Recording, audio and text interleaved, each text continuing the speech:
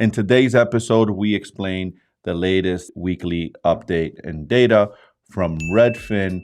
And before we get started, just like to request that you smash that like button. It really helps with the algorithm. For more tips on how to become financially free through real estate investing, make sure you follow me on social media, Martin Perdomo, the Elite Strategist on Instagram and Facebook, and make sure you look up Latinos in Real Estate Investing Podcast. And let's get right into the data. And I'm going to tell you, it's really surprising what's happening in the market. I do want to preface this that I have a couple of properties on the market right now for sale. I'm an investor. I flip properties. I am a flipper. It's part of what I do, although we're adjusting that strategy in 2023. And I put two properties in Monday after Thanksgiving, so most commonly known as Cyber Monday. And now we're a month, 4 weeks later, I've had 4 to 5 maybe showings. So this data I can validate now. Granted, it is the holidays. We're going to take that into consideration. Housing market update. Typical monthly payment is nearly $300 less than October's peak, bringing some home buyers back. So some agents are saying that some of the home buyers are back as interest rates have trickled down over the last 6 weeks. So let's go right into it. Redfin agents report some buyers are resuming their search as home prices and rates fall from their peak, but the uptick in house hunting hasn't yet translated in sales. Darn right about that one. Homes prices fell from a year earlier. 14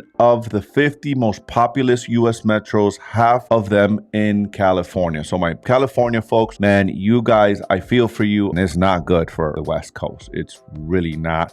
And it's only a matter of time before it hits the Northeast. I don't know. Usually it's not as rough as the West Coast historically, because the higher you go, the harder you fall, the higher, right? Prices fell 9% year over year in San Francisco, 6.2% in Pittsburgh, 5.8% in San Jose, California, 4.7% in Los Angeles, 4% in Oakland, California, 3% in Detroit, 2.2% in Austin, 1.9% in Sacramento, 1.8% in Phoenix, and 1.1% in Chicago. This is significant. If we have that kind of a year next year, it's going to be pretty rough for most of these markets. 30-year mortgage rates ticked down slightly to 6.2%.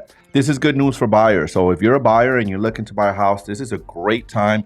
If you were sitting on the sideline and you're looking to get that house, this is it, man. This is a good time to do it. The one thing we're not seeing yet is inventory, but I think that's to be continued. Purchase applications were down 36% from a year earlier. That is not correction territory. That is crash territory. This is a major problem for the housing market. This is a major problem for us in real estate. Big problems if we are not prepared for this. Google searches for homes for sale down 30% from a year earlier. 30%. That is a big deal. Touring activity for December 18 was down 50% from the start of the year. The significant declines are likely due in part to the holiday season. Yes, partly due in part to the holiday season. I want to share a little bit on this part here. So last year, this time, I had 2 properties on the market exactly in December, right around the same time. And both of them went under contract within a couple of weeks, 2 to 3 weeks. They were flipped properties. So yes, wow,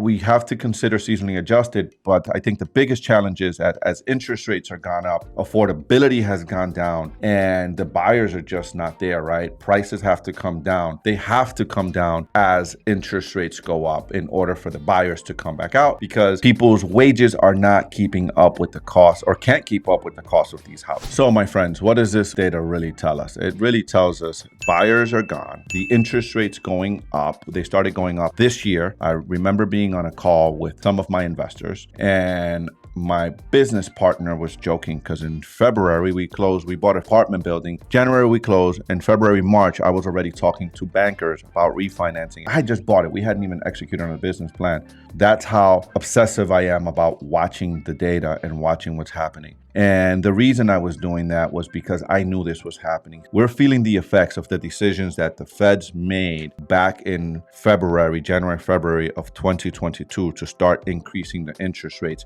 And it's a lag indicator. And guys, it's about to get more and more rough. So they increase the rates. When rates go up, people's mortgage payments go up. When people's mortgage payments go up, affordability goes down. So in order for a seller to sell their property, they have to bring the price down so that the people can afford them at the higher interest rates.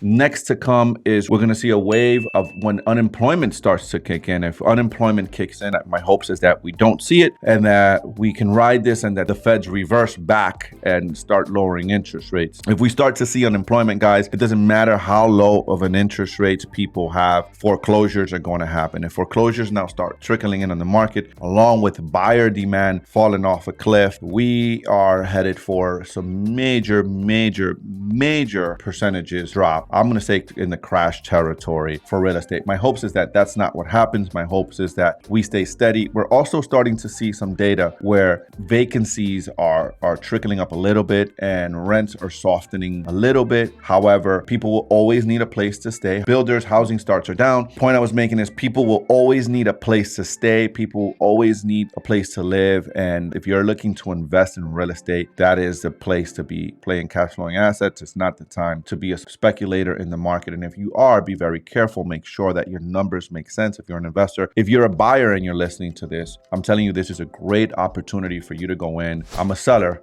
so I'm gonna kind of goes against me, but it's the time to make disrespectful offers when properties are sitting on the market for as long as they're sitting right now. Demand is low. There's, showings they're just not there. People aren't going out to see these properties, and realtors are wanting to make a sale because there's no buyers out, right? Interest rates are really hurting the market. And guys, this is how the feds single-handedly with one lever can literally negatively impact one industry and literally slow it down with one lever. Next is going to be banks. We're already experiencing this. Banks are very cautious. They're very nervous because they know how this works. If you're trying to get a loan right now, you'll find that banks are being overly cautious with the borrowers. They're being overly cautious with the properties. If you're an investor, they're making sure their cash flow, they're making sure you're an experienced operator. They're making sure that you're liquid because they understand that the higher the interest rates go, the lower the value of the properties become. Anyways, guys, I really appreciate you watching this video. Leave us a comment, leave me a comment. Let me know what you think. If you agree with a crash, if you disagree with a crash, what are your thoughts? How do you interpret this data? What do you think is coming? Really appreciate you guys watching and or listening. Peace out. It's Martin Perdomo, Elite Strategist. Hey guys, thanks for watching this video to the very end. If you want to continue to watch videos like this one, click this video right here. I think you would enjoy that. And if you want to continue to learn from me and learn how to create wealth through real estate investing, check out my online course. It's in the links below. It's how to get your first off-market deal in under 60 days or less. Thanks again for watching. Really appreciate you guys. Peace out.